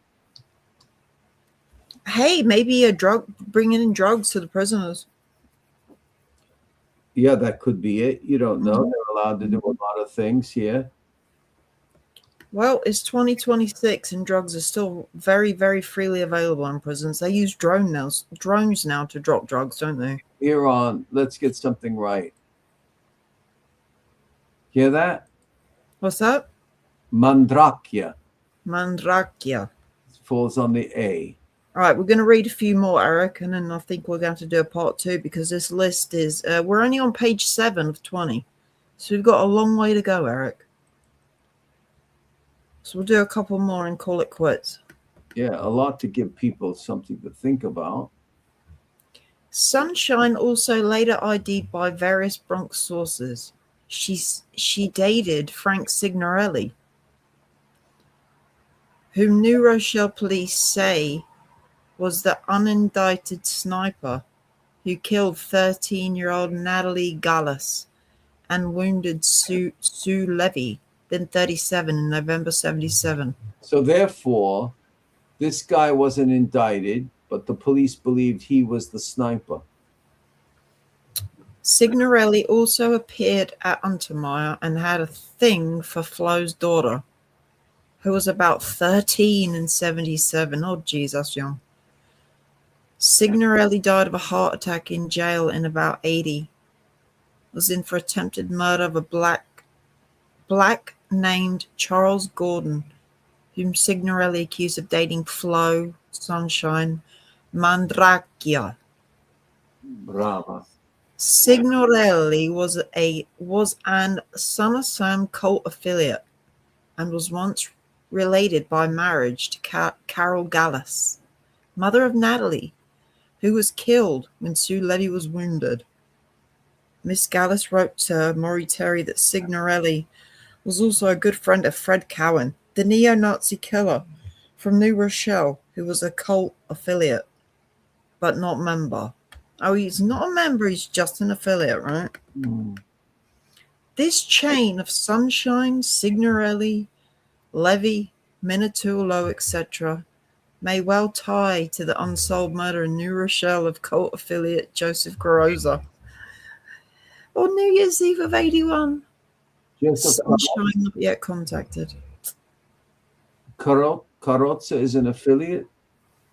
Apparently. And what's that? What we're up to? About 25, 30 affiliates so far? And we're only on page 7, Eric. I remember when Fred Cohen took place, I was working as a security guard, the Spartan Security Agency at John Fitzgerald Kennedy International Airport across the bay with Braniff Airlines. They were a Texas airline.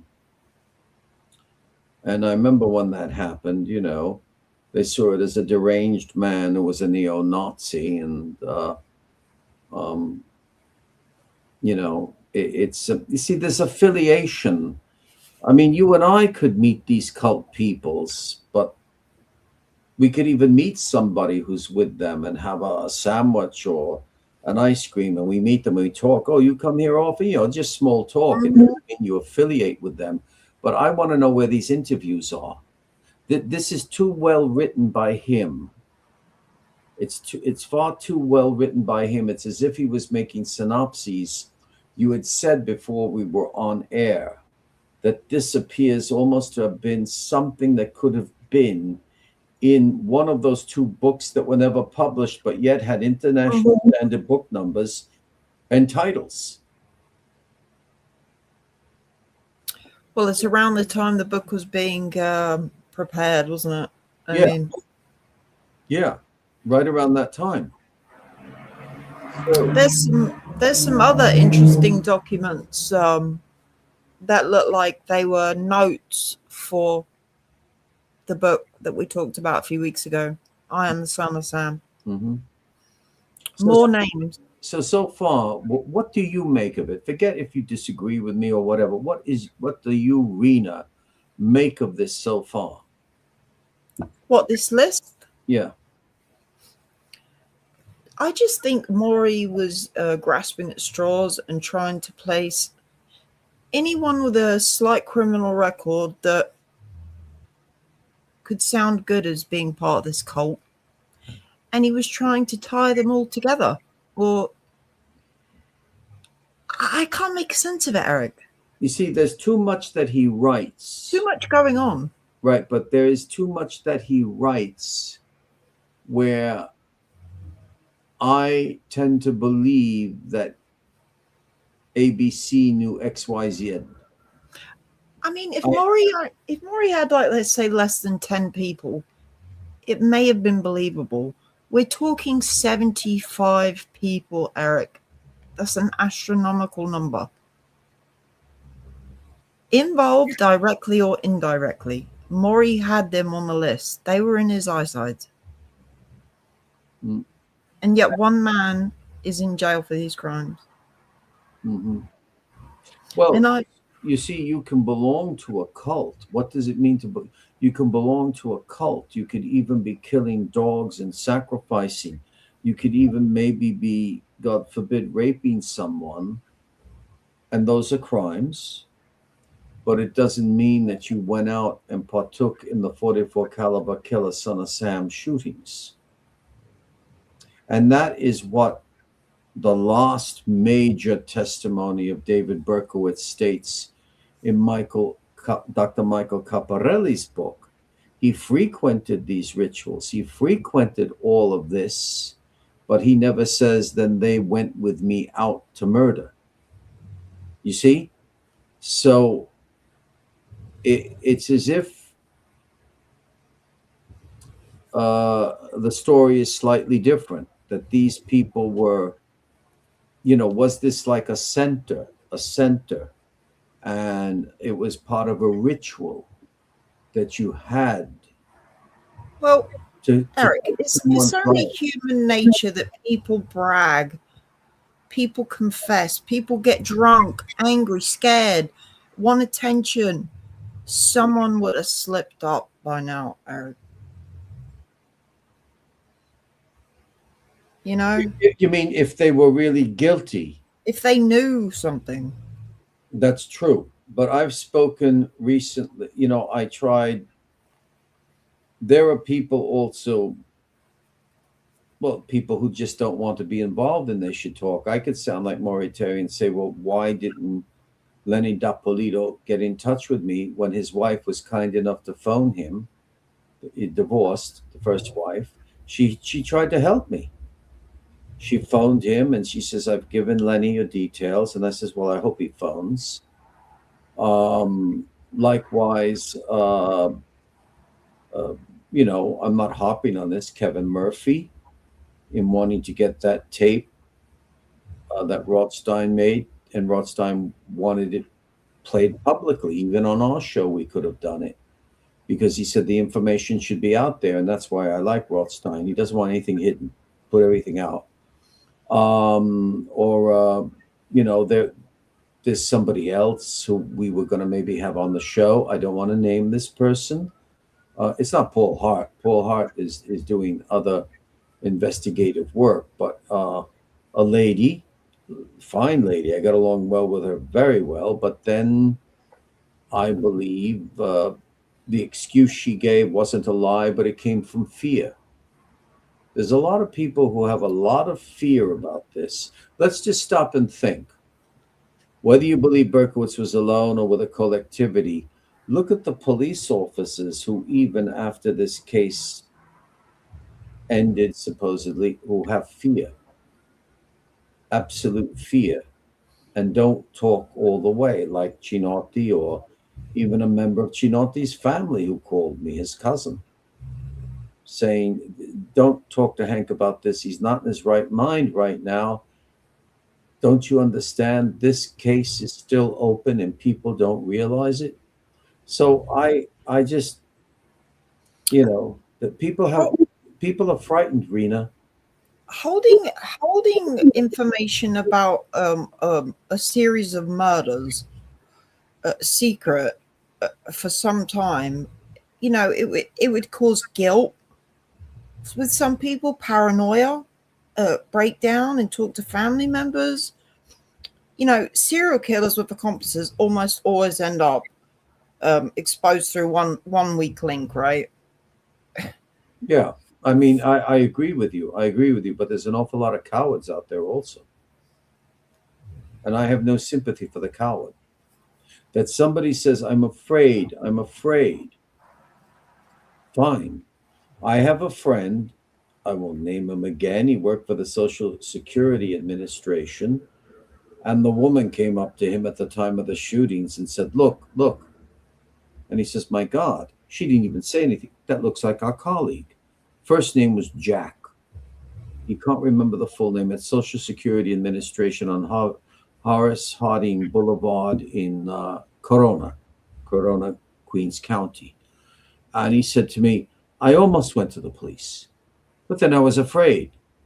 What if I have the police investigate him and he has nothing to do with it? But what if he is investigated and I could get hurt? People are like that. People are like that. Do you realistically in 2026, Eric, think that anybody could be indicted or arrested for the Son of Sam crimes?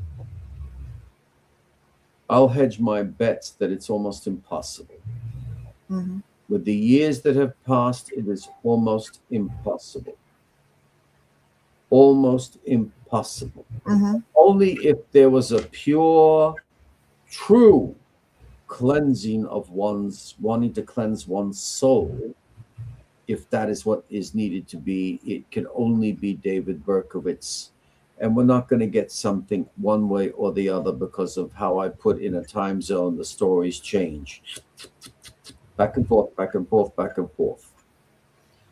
So if David turned around next week and said, oh, I was under pressure to say I acted alone, and he went back to saying, oh, yeah, there wasn't this big cult, but, there was a few of us involved, less than 5. Would you believe him? I would tend to, people are going to be surprised I say this. I would tend to say it's possibly true. You see, I have to say possibly, even though I believe he was not alone, because I always say it's possible, as you state, that he was alone. But the reason why I say possibly and that I wouldn't outrightly believe him is simply because in the proximity, as I've stated before, maybe on 2 other shows, definitely one, and this has been told to me. He tells Caparelli, and then in front of Carl Denaro, I did everything alone, and immediately says to Frank De Gennaro, who's intimate with him, and Frank told me this on the phone, I'll say it again, he had to make that up, he told me, because he was afraid of those on the outside who could get hurt if the book stated he was with others. And he even brought up his nieces, but the nieces are now grown. They're not going to go looking for the nieces unless, right.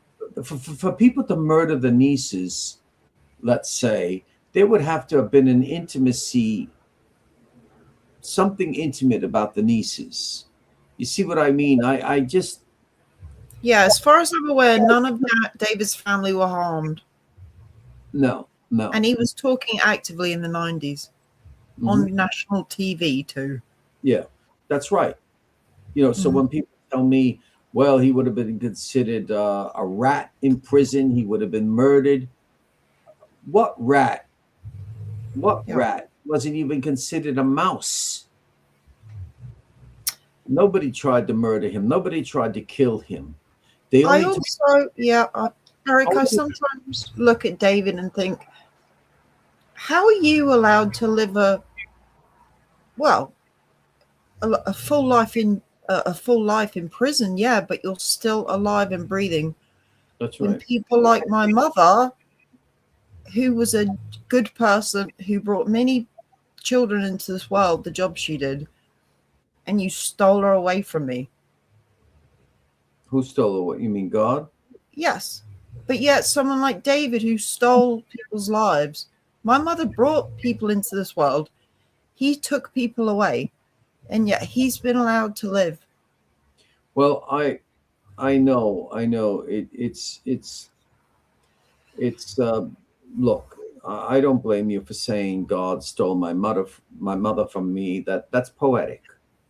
We all die, and I have a problem with loss. I have a problem with evil. I believe deeply in God, And it would be better if I didn't believe deeply in God because I suffer over suffering that I see. You see what I mean? Even the people murdered in the Son of Sam case, if you really study that without without any stimulation, oh, Satanism, this, that, da, da, da, da. If you just really focus on a human being's life being taken like that. Let's take Virginia Vescovician walking home from college or university and blown right through the head, the face. Uh, it's horrific. It's horrific. But the problem is, as the America's hero, Colonel Charles Augustus Lindbergh said, because his baby had been kidnapped and murdered, and they made a freak show out of it. There is a morbid fascination with crime. People get stimulated. I don't think, myself included. Funnily enough, Eric, but you see, it was my mother who introduced me to this whole scene. I was very heavily pregnant in 2002, and she gave me the book on Ted Bundy helping them catch the Green River Killer. And did your mommy have an interest in crime? Oh yeah, she loved true crime. She was like, Rena, oh. read this book, and then that was it. I was hooked. Well, an interest in true crime. You know, I become very angry. I become militant. I become very fascistic and wanting to eradicate all evil in my own way. You know, just eradicate it. The hell with your civil. You know, it makes me angry. As I get older and older, good people, simple good people, take a trip. They go someplace, and a maniac or maniacs kill them. Or, you know, there was a case near here in Queens County. I'm not in Queens, in Belrose, where this big man knocked on this couple's door and said, "Listen, my cell phone just died out. I need it. It's important." And the man said, "Hold on, I think I can help you." He and his wife lived alone. They were in their 70s. And the guy shoves in the door. He says, "Get the fuck out of here. Get out." And he hits the guy, overpowers him. He's a big man. And he ties the man. He tortures them in their home for 5 hours. He would eventually pour gasoline on them, burn the house down. He sexually desecrated them, tortured them. Then one he put up in the top floor. And so I get very angry with God. And I say to myself, to my wife, and I say, but where are the miracles? We hear about miracles. Why can't there be a miracle for this? Why isn't there a miracle for this? We read about miracles in all religions. Nothing saves anybody. Sometimes I just don't, you know, and then when somebody comes to me and says, well, remember that God allowed his son to suffer and die for us. Now, I do believe that, but I think there's a great misinterpretation of that. I believe my mother was right that he suffered and died for us to show us the way to be happy upon this earth. People don't want to hear that because you can overcome adversity. But to use Christ's suffering as an excuse that, well, look at how our Lord suffered. So what if that happens to them? Or to make all these excuses. And then for people to say that maybe I have mental problems because I claim to believe in God, but I get upset about how these things happen. Well, the hell with you. You know, I mean, forgive me, go fuck yourselves. Fuck off. Don't you say that to me. I'm an intelligent man. I believe deeply in God, and I'm going to question this suffering and why the miracles don't happen. I always love your perspective on these topics, Eric. Let's say you and I are driving in a car. We're two people. There's a big smack up on the road, you know, smash up, whatever you want to call it. Pile up. But it's very bad. 28 people die.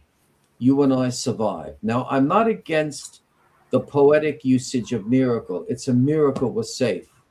I would never do away with that. Poetry is part of life. But if somebody says, well, God had a reason for saving the two of you, I would say, you mean he intervened to save Rena and I?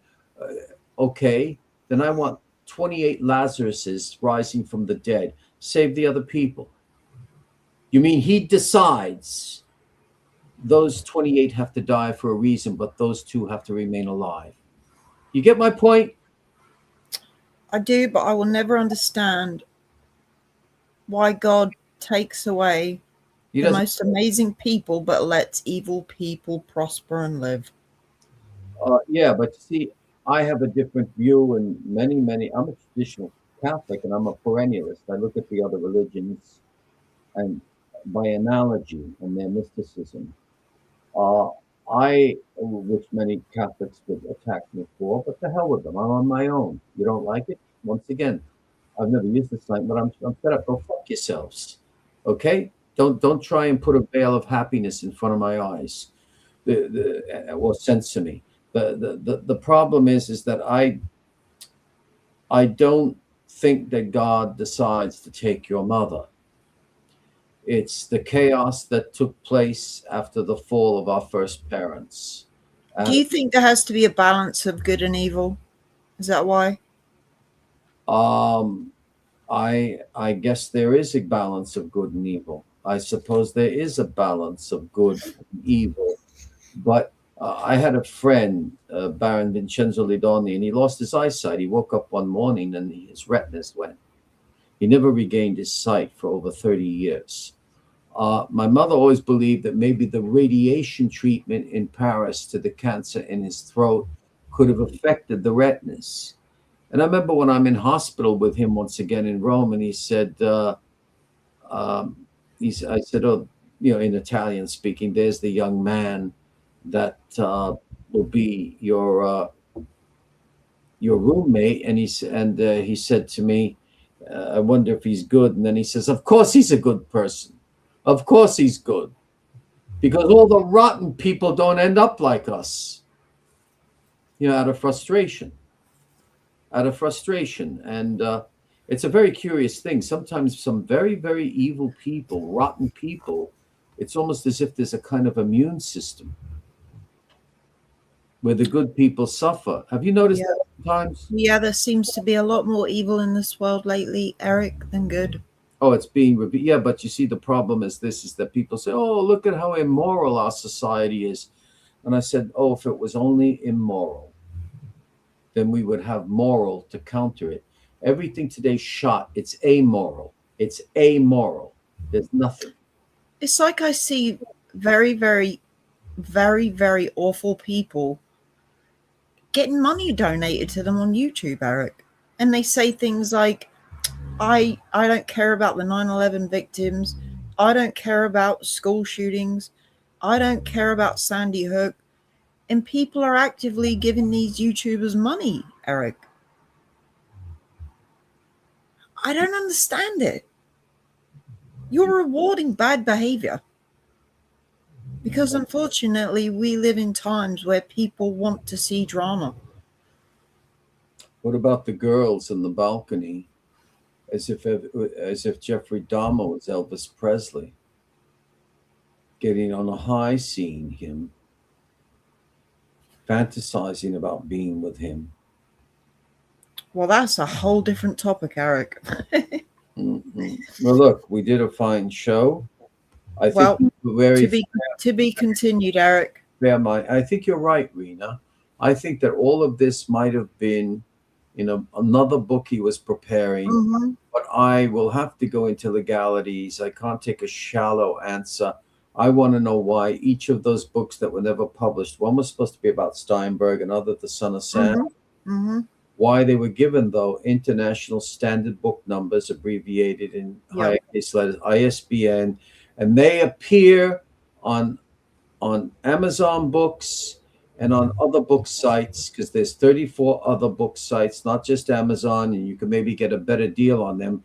Biblio, Libris, Advanced Book Exchange Books, known as Abe Books, this one, that one, the other, they're everywhere. They're everywhere. Barnes and Noble, but not available. And there's even top publishers associated with them. We've got some more digging to do, Eric. Yeah.